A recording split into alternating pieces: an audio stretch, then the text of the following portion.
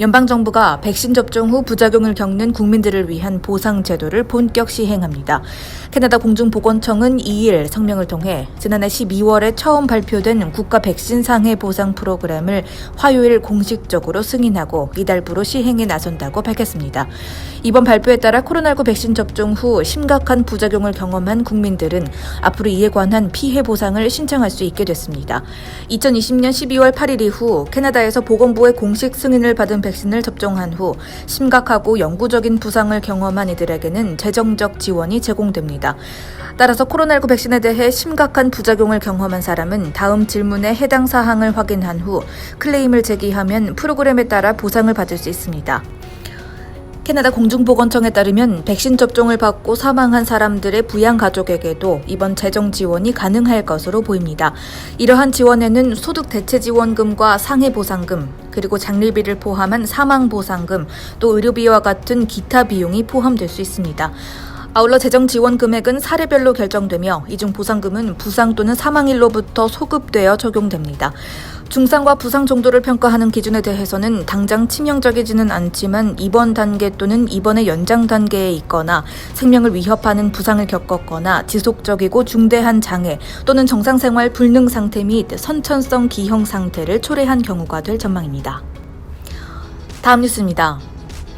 코로나19 대유행의 영향으로 캐나다인의 기대 수명이 약 5개월가량 단축됐다는 통계 결과가 나왔습니다. 이를 캐나다 통계청은 지난해 캐나다인의 기대 수명이 대략 82.1세로 2019년 대비 0.41년 줄었다고 밝혔습니다. 기대 수명이란 특정 연도의 영세 출생자가 앞으로 생존할 것으로 기대되는 평균 연수를 말합니다. 통상 기대 수명은 사망자 수가 많을수록 짧아지게 되어 있습니다. 통계청은 코로나19 대유행이 창궐했던 지난해 코로나19로 숨진 사망자 수가 총 1만 5,600여 명으로 이로 인해 기대 수명이 2013년 수준으로 떨어졌다고 설명했습니다. 특히 코로나19로 가장 극심한 피해를 입은 퀘벡주의 기대 수명은 전국 평균보다 2배 이상 감소한 것으로 조사됐습니다. 퀘벡주의 기대 수명은 여성의 경우 0.84년, 남성의 경우 0.8년 낮아졌습니다. 통계청에 따르면 퀘벡은 지난해 4월 이후 가장 높은 코로나19 사망률을 기록했으며 전체 캐나다 사망자의 40% 이상이 코로나19와 관련되어 있습니다. 코로나19 여파에 따른 캐나다의 기대 수명은 미국이나 이탈리아, 프랑스 등 다른 나라들에서 집계된 기대 수명 수치보다 덜하지만 독일, 호주, 뉴질랜드와 같은 나라의 수치보다는 더 큰 것으로 평가됩니다. 이중 코로나19로 전 세계에서 가장 극심한 피해를 입은 옆나라 미국의 경우에는 지난해 상반기 기준 기대 수명이 1년 줄어들며 77.8세로 낮아졌습니다. 한편 통계청은 지난해 코로나19로 사망한 사람들의 평균 연령이 83.8세이며 2019년에는 평균 사망 연령이 76.5세였다고 덧붙였습니다. 캐나다의 기대 수명은 일반적으로 의학과 건강의 발달로 매년 증가합니다. 지난 2017년에는 오피오이드 위기의 영향으로 기대 수명이 0.07년 감소한 바 있습니다. 다음 소식입니다. 재택근무를 경험한 대다수의 캐나다 직장인이 재택근무 경험에 대해 긍정적인 생각을 갖고 있는 것으로 조사됐습니다.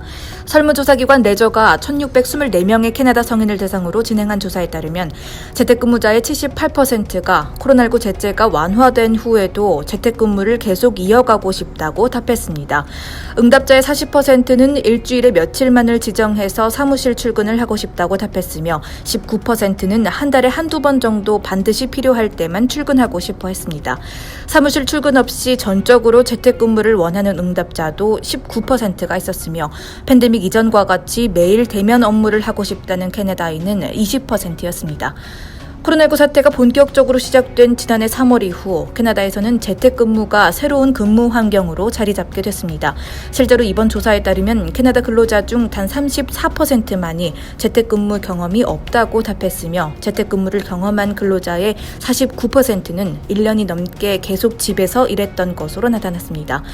재택근무에 대한 평가도 좋았는데 재택근무자의 82%가 집에서 일하는 것에 대해 긍정적이라고 답했으며 재택근무에 적응하는 것이 순조로웠다고 답한 응답자도 64%가 있었습니다.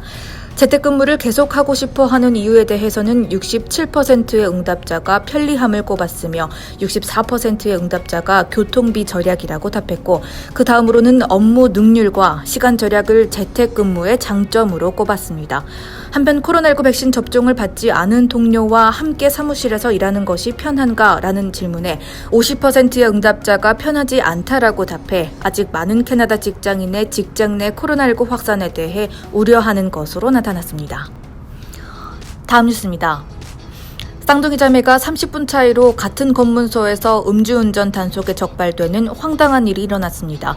버나비 RCMP에 따르면 지난 30일 오전 5시쯤 버나비 맥브라이드 블루바드와 텐스 에비뉴에 설치된 검문소에서 28세 여성이 음주운전으로 경찰에 적발됐습니다. 그리고 더 이상 운전을 할 수 없게 된 이 여성은 쌍둥이 자매에게 전화를 걸어 데리러 와달라고 요청했습니다. 약 30분이 지난 후 쌍둥이 자매가 차를 타고 같은 검문소에 도착했고 경찰이 이 여성에게도 혈중 알코올 농도 검사를 해본 결과 쌍둥이 자매 역시 음주운전을 한 것으로 나타났습니다. 조사 결과 이 두 여성은 음주운전에 단속되기 몇 분 전까지 함께 술을 마셨고 심지어 자매를 데리러 차를 타고 온 여성은 먼저 음주운전에 적발됐던 자매보다 혈중 알코올 농도가 더 높았던 것으로 나타났습니다. 경찰에 따르면 먼저 음주운전에 적발됐던 여성은 운전면허 하루 정지 처분을 받았고 자매를 데리러 왔던 두 번째 여성은 운전면허 3일 정지 처분을 받게 됐습니다.